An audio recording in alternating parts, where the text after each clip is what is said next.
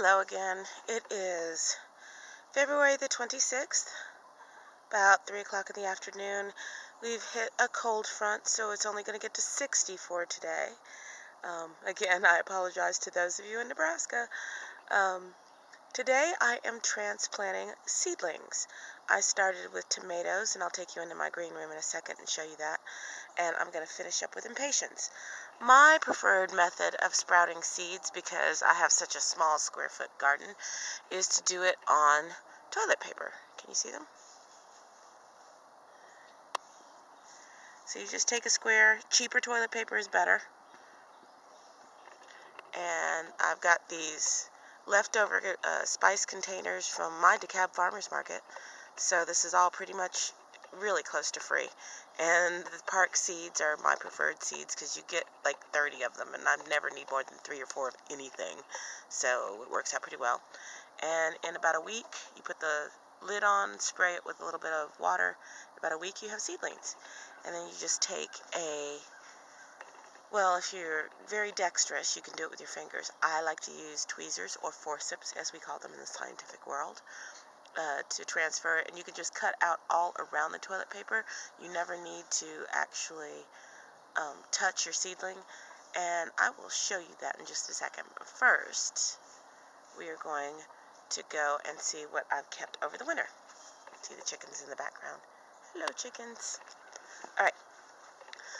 So I don't park in my garage like most of Atlanta. I have stuff in my garage, but my stuff is actually a green room. So that's all my projects. I have pallets and padding, and someday it will be a wonderful sitting area. But this is everything that I saved. Here's my impatiens that I saved from last year.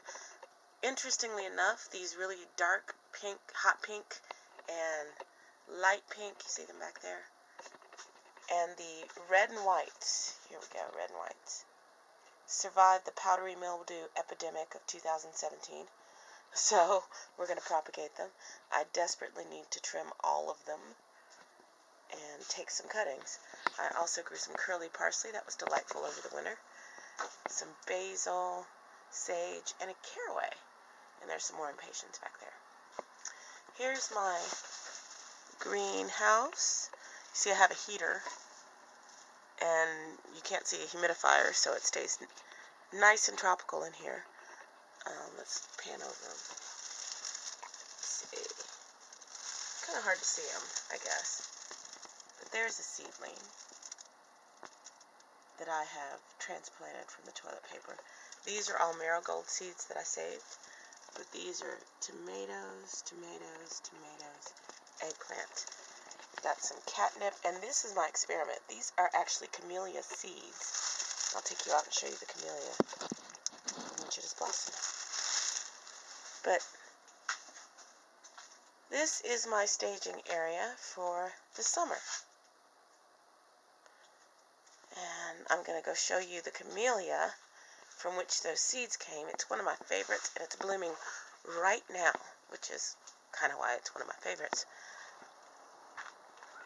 Okay, where'd my chickens go? There's a chicken.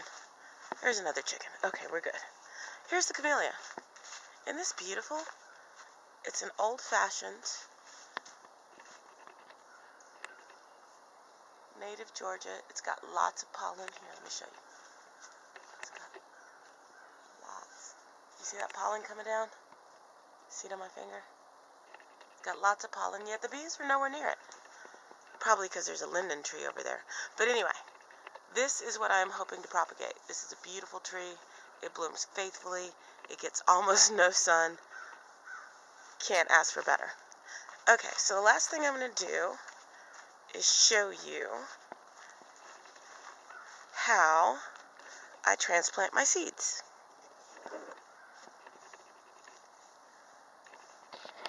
So down here I have some 2-inch pots. I'm going to set the camera down and try to talk loudly. Down here I have some 2-inch pots with some basic Miracle Grow potting soil in it. I have pre-wetted it. There we go. wetted it. And so all we have to do is take the forceps. This is the difficult part of showing you while doing it. Alright.